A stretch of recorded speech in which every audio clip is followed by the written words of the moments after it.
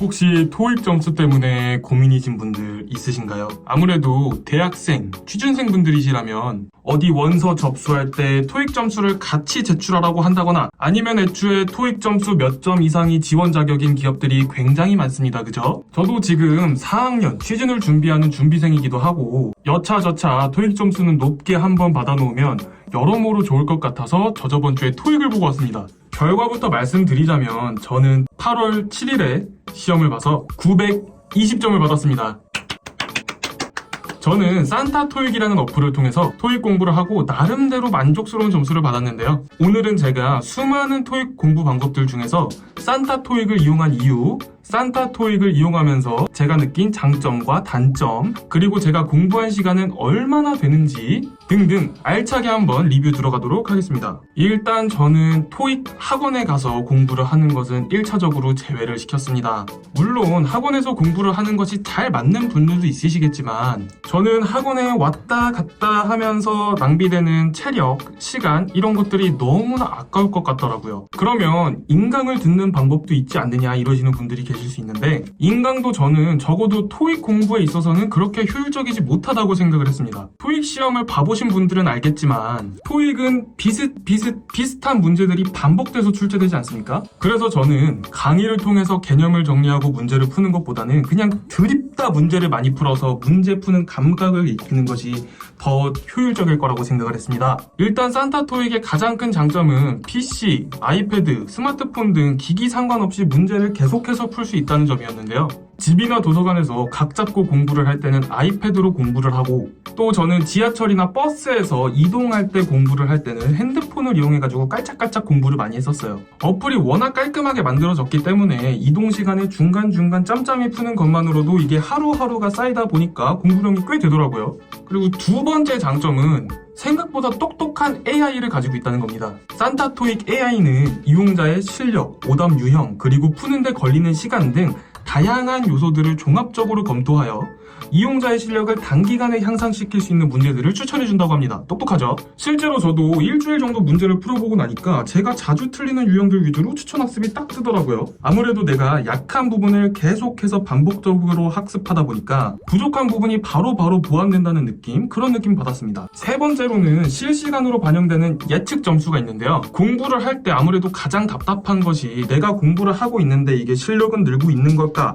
나는 의문이 들거나 내가 공부를 하고 있는데 이거 잘하고 있는 건가 이런 거 잘 모르겠을 때 내가 공부를 제대로 하고 있는지 잘 모르겠을 때 그런 거라고 저는 생각을 해요. 그런데 산타 토익은 문제를 풀 때마다 AI가 바로 예측 점수를 계산해서 보여주거든요. 게임을 하는 것처럼 피드백이 바로 점수로 보여지니까 점수가 떨어지면 뭔가 경각심을 갖고 공부를 하게 되고 또 점수가 오르면 뭔가 뿌듯하기도 하고 이 예측 점수가 변화하는 걸 계속 지켜보는 것도 이게 은근 재밌더라고요. 가끔 막 컨디션이 안 좋을 때 문제를 많이 풀면 예측 점수가 뚝뚝 떨어져가지고 좀 기분이 안 좋을 때도 있는데 이럴 땐 또 집중해서 문제를 열심히 풀어야겠다 이런 생각이 들면서 제 스스로를 이렇게 채찍질하게 되더라고요. 네 번째는 북마크랑 복습 기능이었습니다. 문제를 풀다가 오답이 나왔을 때 아니면 이 지문을 다시 한번 보고 싶을 때 북마크 버튼을 하나만 누르면 그 문제가 따로 저장이 되고 복습 탭에 모아두었다가 복습을 할 수 있는데 이게 신기한 게 분명히 내가 풀었던 문제인데 다시 풀어보면 똑같은 데서 또 틀리는 경우가 생각보다 빈번하거든요. 이런 문제들을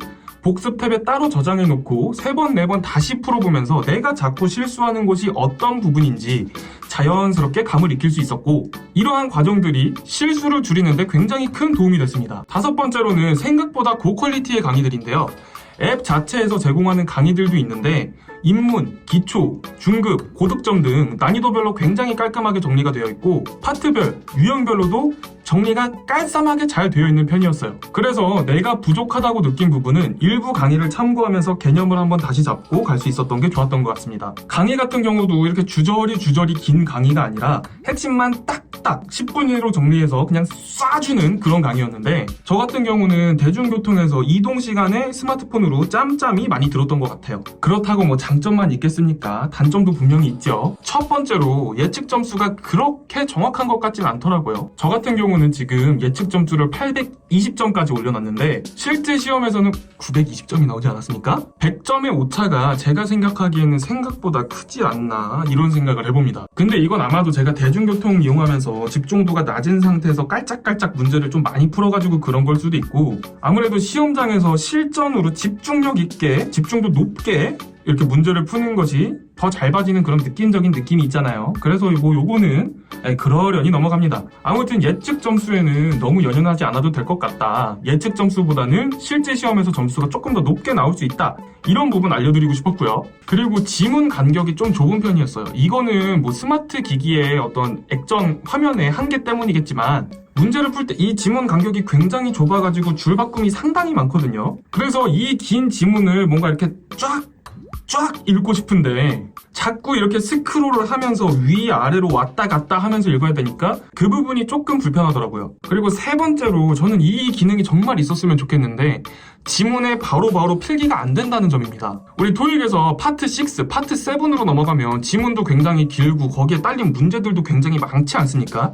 근데 이것들을 지문을 읽으면서 바로바로 필기를 하거나 어떤 나만의 표시를 한다거나 이럴 수 있으면 굉장히 편할 것 같은데 지문이나 문제를 필기할 수 있는 기능은 아쉽게도 지원이 되지 않습니다.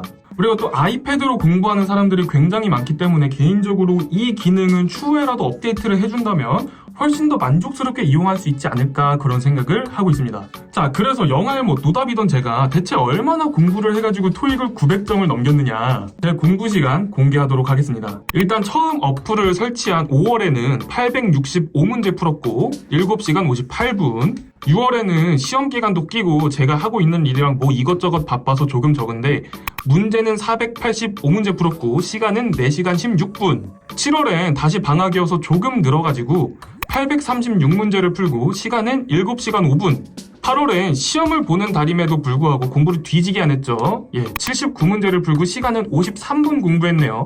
다 합해보니 도합 문제는 약 2200문제, 그리고 공부 시간은 20시간 정도 됐네요.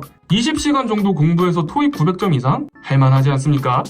아무튼 그래서 오늘은 산타 토익이라는 토익 공부 어플에 대해서 나름대로 리뷰를 해봤고요. 공부 방법이야 뭐 정답이 있겠습니까? 본인한테 잘 맞는 방법 찾아서 열심히 시간 투자하는 게 답이죠. 그런데 이제 공부 방법을 고르실 때 이렇게 좋은 어플을 활용하는 선택지가 있다는 거 알고 계시면 정말 좋을 것 같아서 이렇게 소개해보는 영상 찍었습니다. 그래요, 오늘도 영상 봐주셔서 너무너무 감사드리고 저는 또 다음 영상에서 찾아뵙도록 하겠습니다. 구독과 좋아요는 이거 영상 괜찮았다 싶으면 한 번씩 또 눌러주세요. 제발